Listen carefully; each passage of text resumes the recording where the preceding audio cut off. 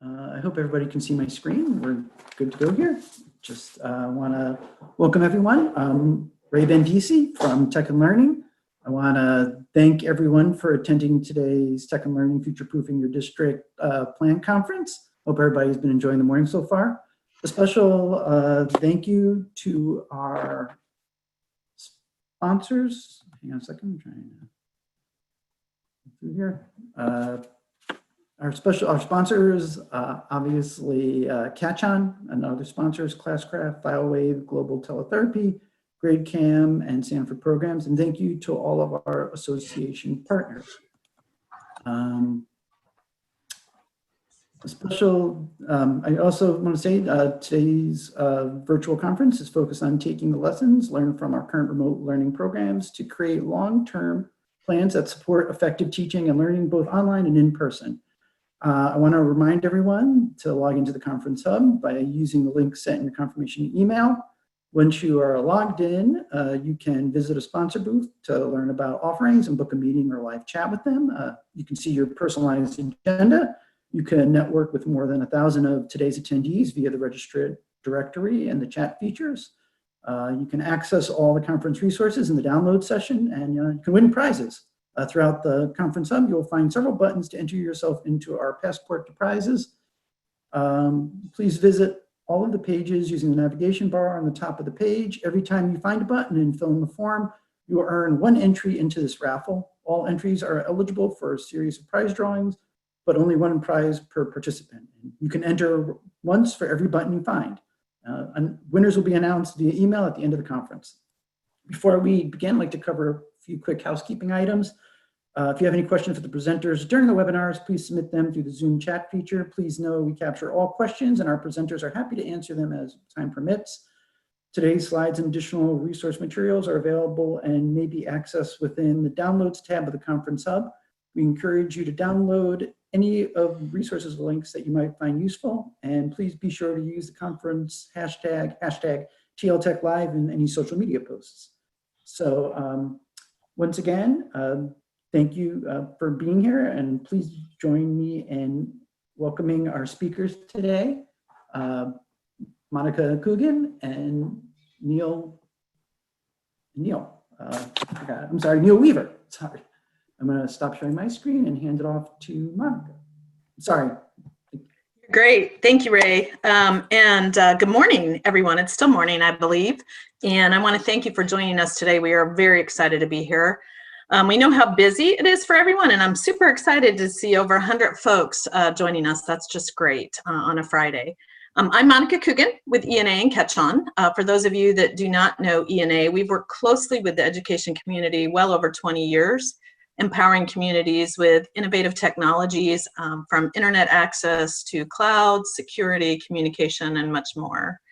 And 2 years ago, we welcomed Catch-On into our family of affiliates. And a little bit about Catch-On, you're going to learn a lot today, but just to get us started, Catch-On's an expansive data analytics tool that really provides administrative leaders a window into the efficacy of their technology investments and integrations.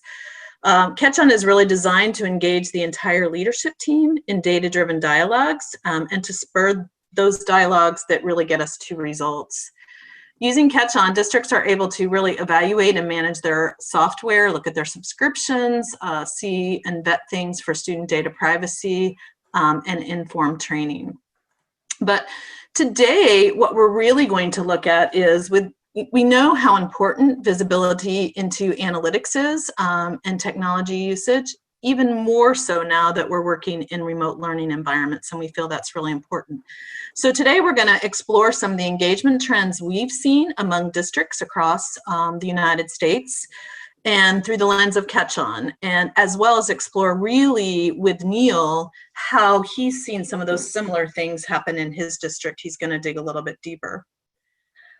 Just a little bit about, you've heard a little bit about myself, a little bit about Neal. Neal is the Executive Director of Digital Learning at Santa Fe Public Schools in New Mexico. And Neal has really been responsible through Dr. Weaver's guidance. They've been able to set up a future ready network. And so as you'll hear from Neal and, thinking of the topic that we're talking about here at Tech and Learning this week, you're really going to hear how he had set a lot of groundwork that really helped them shift easily into e-learning and to begin thinking about what's happening in the future. He's really designed a network that uses digital coaches and really thought deeply about what it means to be learning at home and remotely. So we're excited to have you, Neal. Thank you for joining us today. We appreciate it. Thank you. So let's talk a little bit about monitoring the health of e-learning. The rapid shift due to COVID raised a lot of questions about remote usage of online tools by students and teachers. And, the real question is it working? And while we shifted very quickly in the COVID-19 shift in March, the first obviously needs were, let's meet our students' needs, let's make sure they're on learning, let's, figure out how we reach them, and even survival things from making sure that, students were getting the meals that they would typically get at school and beyond. So that is a big part of it. But once students shifted to e-learning at home, the question was it working?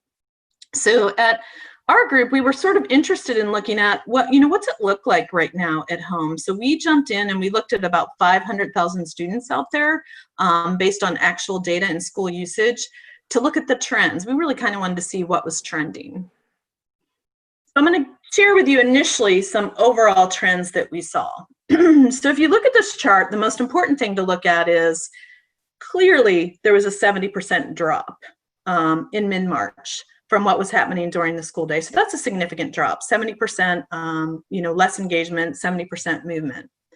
But as the e-learning initiatives were implemented, so you can see that real drop in the, March 16th timeframe, as they were implemented nationwide, the number of unique users engaged with online applications and tools went encouragingly upward. So again, while there was still a 70% drop, those students that did engage during the pandemic, what they were doing and what they were using was significantly higher. So let's kind of take a look at that trend a little bit. So before COVID, engagements per user, so again, I want to just keep reminding that we know that there was a drop in engagements overall, but those that were engaged per user were averaging about 18 engagements per day. Now what we're seeing after COVID and into April was more like averaging 22 per day for those that were logged in and that were using and that were engaged. And even though that decreased somewhat moving into May, there still was a fair amount of engagement going on with those that were actually engaged and involved. And, we can't get to, all of the pieces of why, the 70%, but I think many of you can think about what that would be, from access to, not being prepared to move that direction, et cetera. But I think what you're going to find is when we take a look at what happened in Neal's district, his data suggests some of the same things as we go through. Then I think this is a really interesting graph to look at. So if you look at, we compared February, and we did a Monday through Thursday just because we knew that there were some holiday Fridays in there, and so we were making the comparison that way. But if you look at the hour of the day engagement, what's really interesting is students were still waking up, still engaging, still getting involved. But look at what happens as you go into the evening hours. So engagement among active users really appeared to span a wider spectrum of the day, well into the evening hours, really revealing some varied student learning patterns, something that we need to think about as we move forward, what that looks like when you get into either a blended learning or a remote learning environment. So we found that was a really interesting piece.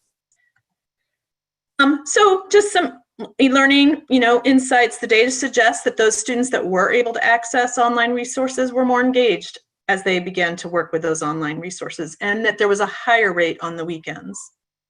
Just digging a little bit deeper, what I wanted to share with you, if you can see this, is not surprisingly, you can see sort of numerous applications had experienced some dramatic increase. So what's leading at the top?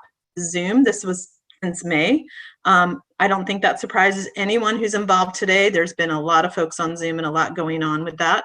And then kind of take a look, as you look at this, it's not just collaboration tools that had some significant growth.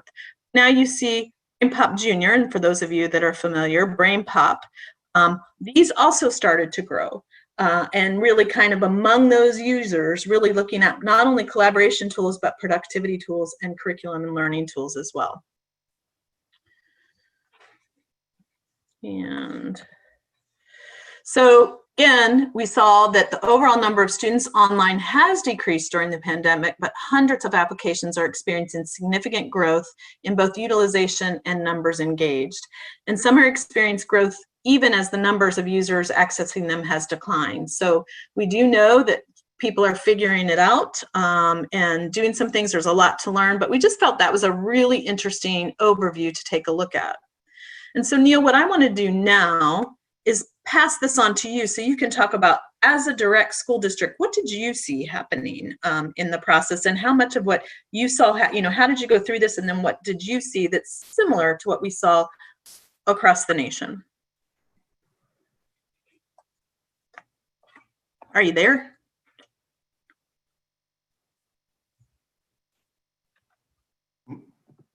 Monica, can you hear me? I can now. Great. Perfect. We lost power at my house, so I missed your whole presentation. I just got back on, so I was panicking, and I'm sorry. An example of how we've all learned to just adjust and make it work, right? Yeah, that was my heart is really going here, because I was like, oh, I've got to get back on. So sorry, everybody. But perfect spot. You came right in at the right spot. I came on and I saw my slide and I thought, oh no. So at any rate, my name is Neal Weaver. I'm the Executive Director of Digital Learning for Santa Fe Public Schools, as Monica has stated. If you go ahead and go to the next slide. So, Santa Fe, I'll tell you a little bit about Santa Fe. We serve just over 12,000 students. And as you can see, the majority of our students are Hispanic.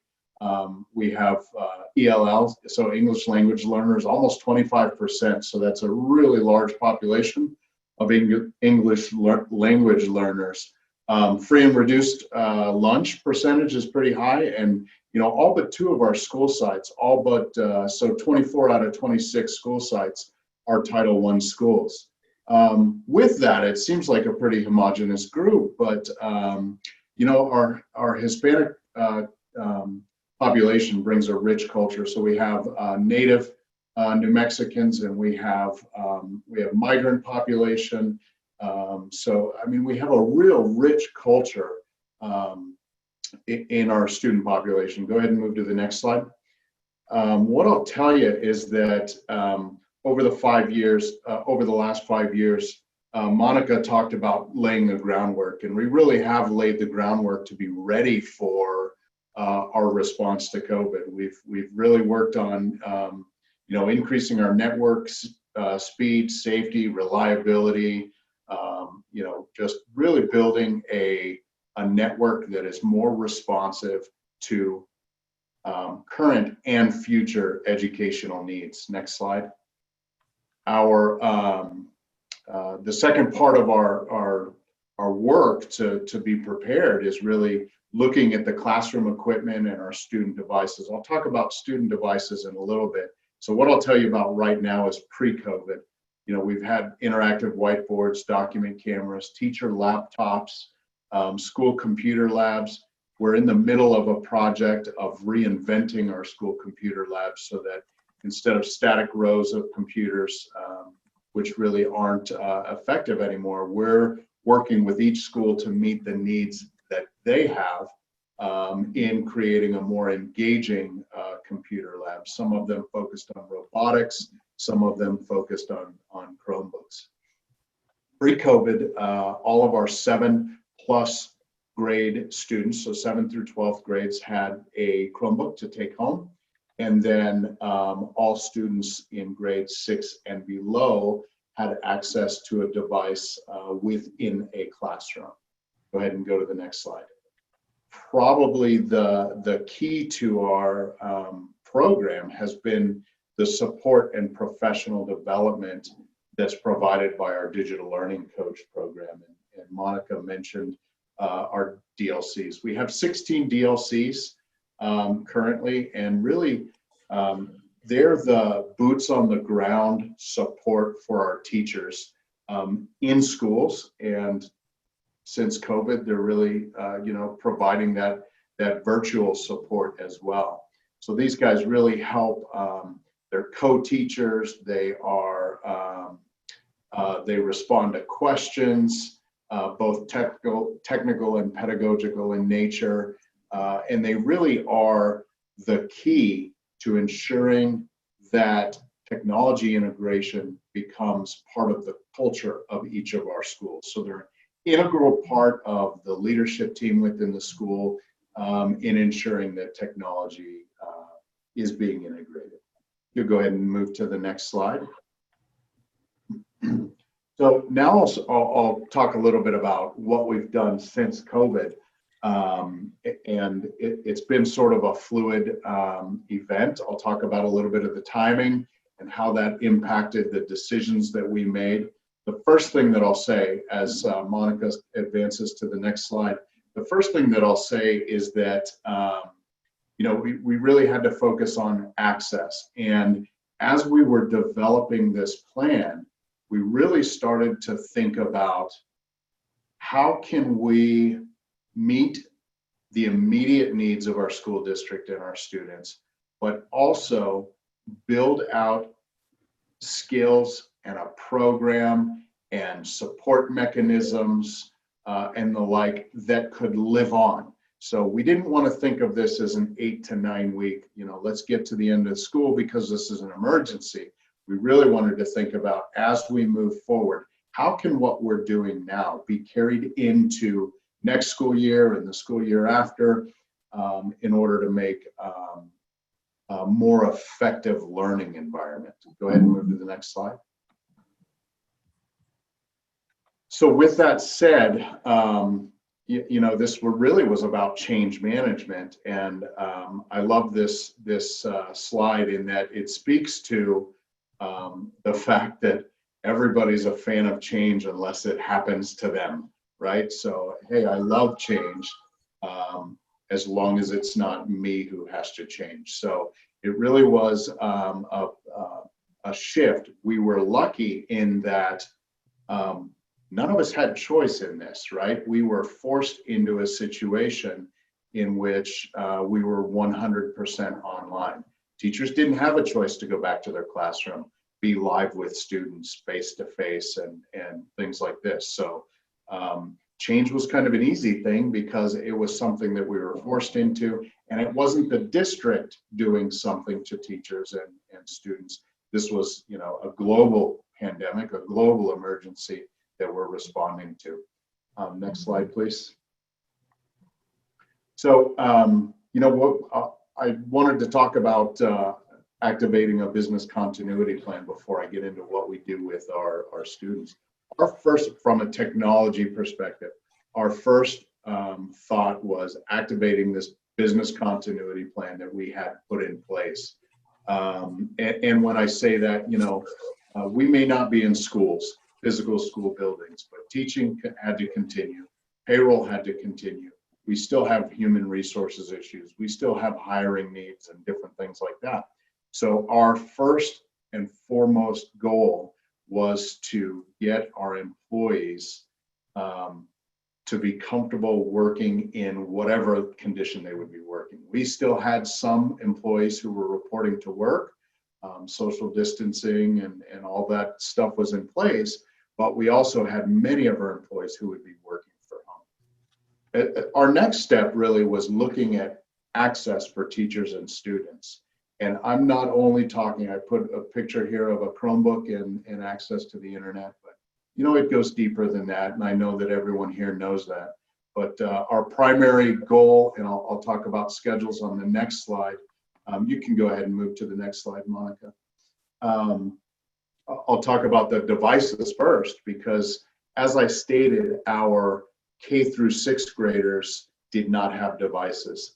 We were a little lucky in that this all kind of came to a head the day before spring break, the day before spring break. I was on a call with our superintendent and other cabinet members, and the superintendent asked, what will it take? Will you be able to get devices in the hands of every single student by tomorrow? And this was on a Thursday, and it was around noon, And the problem is that our schools close early on Fridays. They close just before lunch. So I really had 24 hours. And it wasn't one of those questions where, like, to me, it was a rhetorical question, because the answer was yes. If that's what our students need, then we'll figure out how to do it. Go ahead and move to the next slide. So we really worked to strip carts apart and get devices out to students, make sure that the chargers was a real issue, because we had these devices in carts and we didn't have access to chargers. We didn't have extra chargers. So we had to figure out where we could pull chargers from and how to move devices. We literally worked through the night, got over 5,500 devices out over the next 2 days to our students.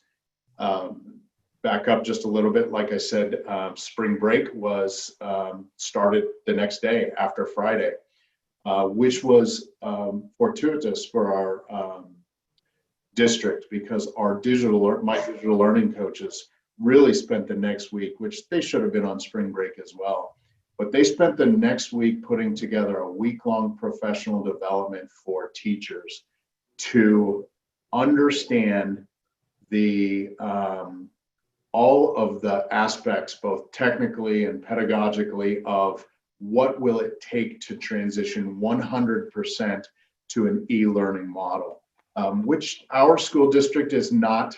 I mean, that's not something that we have ever considered. We have pockets of small schools who do that, very small populations, but as a district, we were just not ready for that. So our digital learning coaches worked amongst their group to develop that.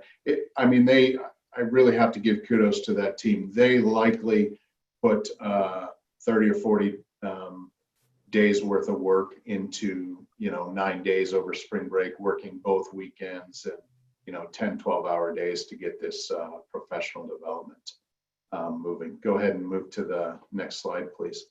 Over the next week, then, after spring break was over, we extended spring break for our students, which allowed our teachers to go through that first week of professional development.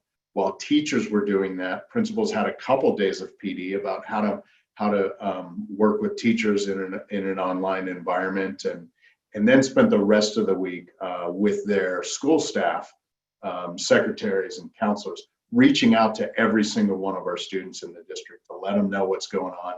Spring break is extended. We're coming back next week. Go ahead and move to the next slide. And now we'll get to the data and just, I'm sorry, this was about the professional development again. Go one more slide, if you will. And this is just the starter screen for the week-long professional development adventures in online learning. It really focused for teachers on helping them to understand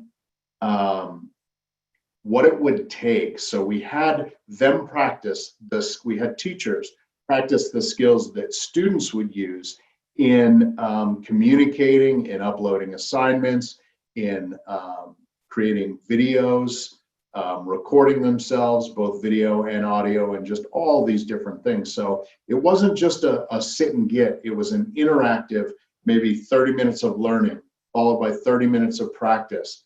And they would upload, they would do something, they would build something, and then upload it into our learning management system, come back in the afternoon for feedback with their professional learning groups. And then at the end of the day, they would be on with their principal every single day. So it was really an interactive, and we just finished surveying our entire district, parents, students, teachers, principals. And I was amazed. We got 80% of our teachers to respond to the survey. And overall, we're seeing that they felt supported. They felt that the training we put together was very effective and very helpful. Next slide. Moving into really the engagement, and this is where we started to look at data. One more slide, please. We really had to figure out what was happening, what our students were doing, is it effective? And we needed to figure out quickly how we could share this story. Go ahead and move to the next slide.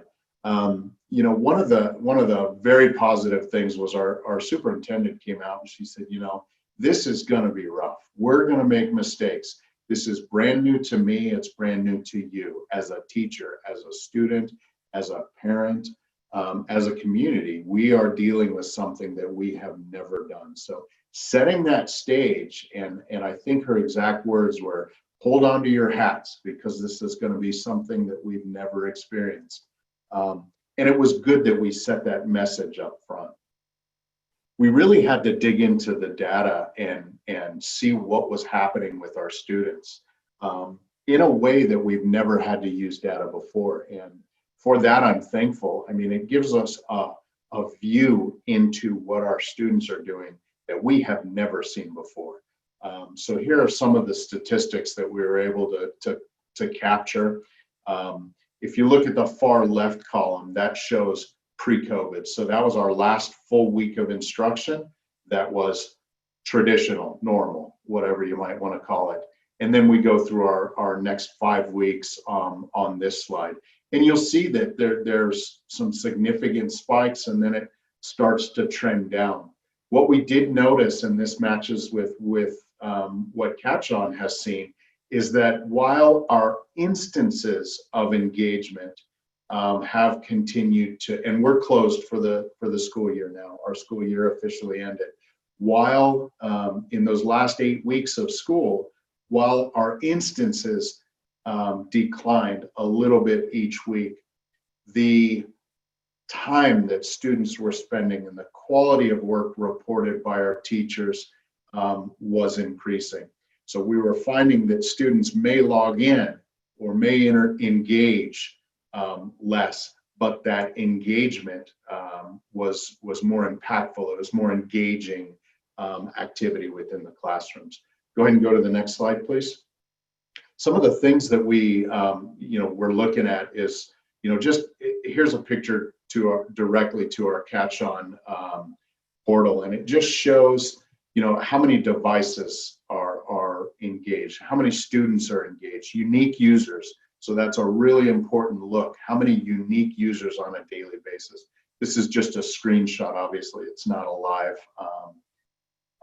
It's not a live look into our portal, but it helps us to show one of the things. And if you'll move to the next slide, it's a perfect transition. One of the things that we noticed was that. So I'm sorry. Let me back up just a little bit. As we were helping teachers to understand how they were going to transition, we're using a learning management system, which is Canvas as a district. However, we know that we have a lot of Google Classroom use. So what we did not want to do as a district was tell teachers, you have to now move to Canvas so that we're all on the same system. Because they really had a week to wrap their heads around, how am I going to engage students? And we didn't want to say, not only are you going to have to figure that out, but you're going to have to learn this new system. So we allowed choice for teachers, and Catch On really helped us to look at, of the teachers who were never really using a digital manner to engage their students, where were they going, right? And many of them went to Canvas, which is what we had expected because of the training that we were able to provide over that week. But this allowed us a really good look at one of the decisions that's come out of this is, as we move to Canvas, one of the biggest things that we're seeing out of this survey is that parents are saying we have too many logins and we really need to be able to focus on one place. So I've got a kindergartner who's using Seesaw. I've got a 4th grader who's using Google Classroom, and I have an 8th grader who's using Canvas. And as a parent, or even as a student, I don't know, it's confusing to me. Go ahead and move to the next slide. We've got about 5 minutes. You got it. Just for your part, you're fine. Okay, perfect. The other thing that we really were able to look at as far as data was, again, some of the data that we've never had to collect, or some of the systems or supports that we never had to put in place. So we never had a student help desk, but Now that we've got students every day at home with their device, we knew that they would continue to break. We had to set up a help desk that's a physical help desk as well as a phone, student phone center. We had to reorganize our department. I mean, we went from 45 average help desk calls to 287 a day the first week of the pandemic. So we had to rethink. 2 help desk agents wasn't going to work anymore. Next slide. I talked about how our superintendent, that we really went into this with a positive perspective. If you move to the next slide, I'll share just a few stories about how we really wanted to focus this. On the bottom, you'll see the quote from our superintendent, just really hold on to your hats because this is going to be something that's interesting. I remember having an interview with our local newspaper, and they wanted to focus on the 4% of our students who we knew could not access the internet. And we were working to figure out how to get them access to the internet. But we really wanted to say, hey, let's highlight the 96% of our students that we're able to access, because we really want to focus on the positive here while we're working to impact our areas that are still considered growth, right? Some of our principals came to us and they said, we had this video conference meeting and it was the most engaging. I had everybody there. They were all on time. Nobody had to deal with traffic or stopping to get coffee. So our principals were saying, I'm taking this back to the traditional classroom or to the traditional school when it comes. Go ahead and go to the next slide. I'm wrapping up here. Our phase 3, what's next, is really about looking at the opportunities. And as we begin to develop our plans for next year, our focus and our goal, next slide, is really to think about, this is the time for action. And we're starting with, why is it that we're doing, and we don't want to fall back into those comforts. So we want to ensure that our teachers are bringing the skills that they've learned to engage students in an online or blended learning environment into next year. We really believe that there's a silver lining here. There's a golden nugget in all of this, and that is that our teachers were forced into a situation in which they had to think creatively, and they were unrestrained from some of the limitations that they have in a traditional classroom. We saw some incredible learning that was happening, and so our ability to showcase that and to help teachers and students to understand that we can leverage these tools when we move back into a traditional school year, which I don't think will be next school year. I think we'll have some sort of a blended event next school year. So we're going to have more time to practice this and really figure out how to make it work perfect. And I believe that's all. So Monica, I apologize, and Neal, I apologize to interrupt. We've got several questions. Yep, so let's go hit those, and then I can summarize after we get a couple questions. Go ahead, April. I saw those.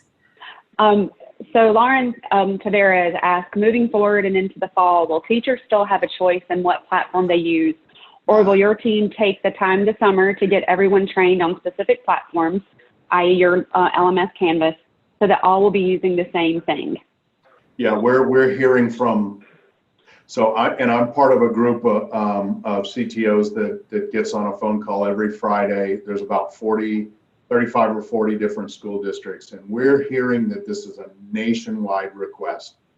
Parents want some sort of a standardized format. So we're helping the teachers to understand, if you were using Google, there's an easy way to transition to Canvas, and guess what? Here's some efficiencies that are added for you. So we're trying to make it it's going to take a little bit of learning, but you're going to get a lot from it. But yes, standardization will be key. April, do you have another question? There was an earlier question from Liam. He said in their district, they saw an increase when they announced that all subsequent assignments will be graded. Was there a policy change in your district regarding the value of online work? If so, did that coincide with the increase in your district? Yeah, great question. State of New Mexico looked at this time as let's maintain what students have learned. Santa Fe Public Schools made a decision that that's not what we want to do. We want students learning. We don't want just maintenance. So we went into this from day one, considering that we're going to be grading. We're going to be taking attendance, which was not required by our state either, but we would be taking attendance. What it did force is a reconsideration of what does attendance mean? How do we grade when we know that students cannot? We have students who were taking care of their siblings. So, and our attendance stopped at 5 p.m. So teachers were saying, I went in to take attendance, but I know the student came on because the work was done the next day. So it's obvious they're doing it at nighttime. So we never had that spike because we all of a sudden said, we're going to start grading. But it did force us to reconsider what those terms mean, grading and attendance. Good question. Are we okay to move or? So let me address Oh, yes, ma'am. Okay, let me address Sue's question about the 70% and the 96%. So as you can see, Santa Fe had a program that was in place, ready to move. Keep in mind that, you know, the data that we shared from Catch On is aggregate data across the country. So we just wanted to be clear there. We cover districts, you know, from the east to the west coast, north and south. So we're not sharing in here the specifics on districts, but there are definitely, you know, variations in ours because those districts may have had different plans or different connections. So that's one thing I just want to make sure that you understand, and that's why the difference. Obviously, in this particular case with Santa Fe, they were ready to go. They put a lot of things in place, but there were many districts who were not able to put as many things in place. So I think, you know, there's a difference in the statistics that way.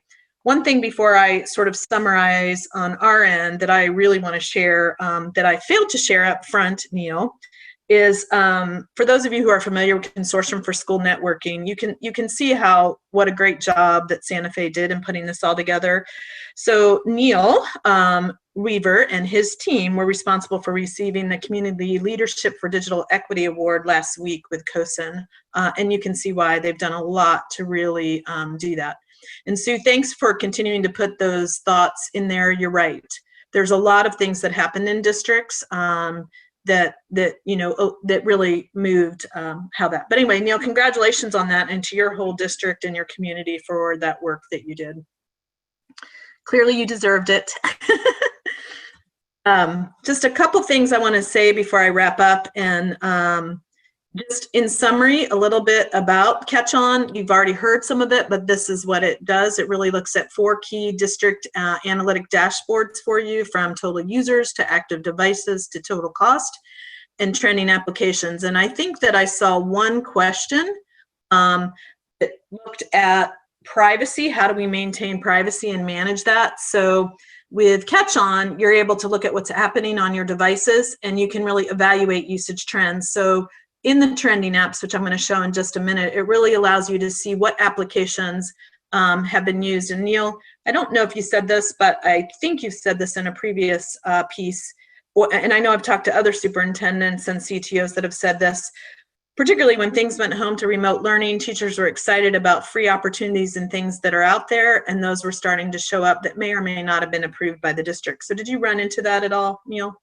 Yeah, it's surprising once you have a tool that you can look at what students and teachers are doing, that you find that there are so many, and there's so many apps and applications that are being used.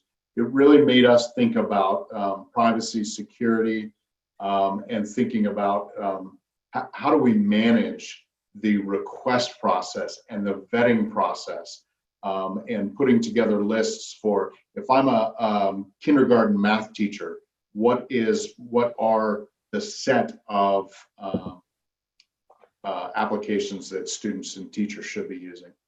Yeah, and that can actually go and be published to your district's website with an approved apps list. So that is something that can be done, vetting for the privacy.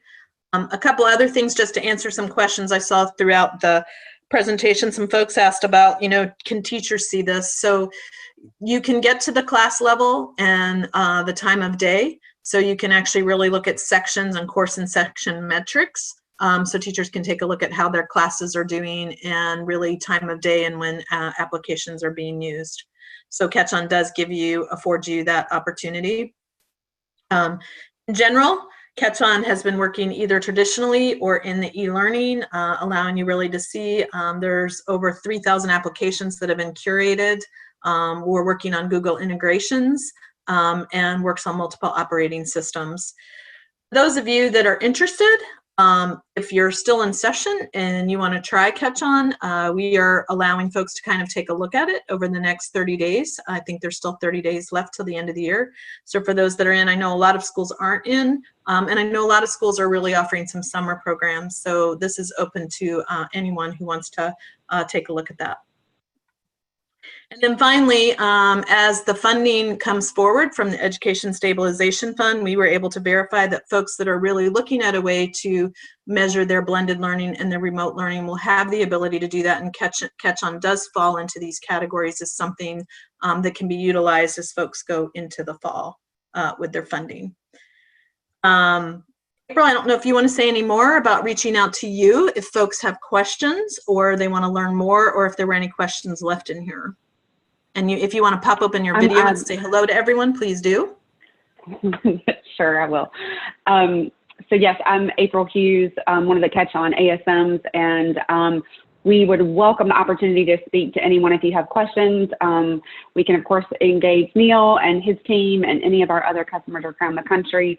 And we do have a lot of districts that have utilized, as Neal showed, our Catch On ecosystem prior to COVID and then after COVID, and even throughout the summer as they are conducting PD and everything. So it's been a real pleasure to work with a lot of these districts to help them understand what their story is around their data. So we'd welcome the opportunity to work with everybody.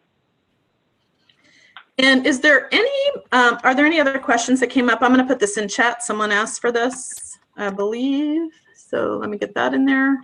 Are there any other things that popped up? I believe we covered all of them. I believe we got every one of them so far. Let me grab this link. Can you grab that link, April, and toss it in there? It didn't come through now on that. But, yes, ma'am. Thank you, Neal, for putting your information in there. Please reach out to Neal. He's been great in all of that. And before we finish, I really want to thank Technology and Learning for allowing us to be here and allowing us to be a sponsor. And as Lisa pointed out, please feel free to jump into our sponsor booth and learn a little bit more as well. We have that online. Absolutely. Thank you all for attending today. Thank you, Neal, for your time today too. Absolutely. All right. Thank you. Take care. And I think, Ray, with that, we hit it like pretty much right on the nose. Yeah, no, it's great. I just have a little quick wrap up here, just real quickly, just for anyone that's still here. I want to thank you and our more than 140 attendees who stopped in today. We really appreciate everyone taking the time this morning. Hope everyone's learning a lot. Once again, we want to thank all our sponsors, including Catch On, of course, but Classcraft, FileWave, Global Teletherapy, GradeCam, and Sanford Programs, and thank you to all our association partners. Again, thank you to Neal and Monica and April too for this great session. Super informative, just a lot of good stuff in here. I just want to ask everyone to keep in mind, Tech and Learning has a lot of things going on. This week, or next week, excuse me, we have our weekly Tech and Learning Roundtable webinar on Wednesday, June 3rd. Dr. Keisha Ray, she talks with some district leaders about security issues related to online learning, especially as schools plan for next year. Think topics such as keeping data private, cybersecurity, and monitoring online activity. Of course, if you want to do that, you can register. It's free. It's www.techandlearning.com/forward-events.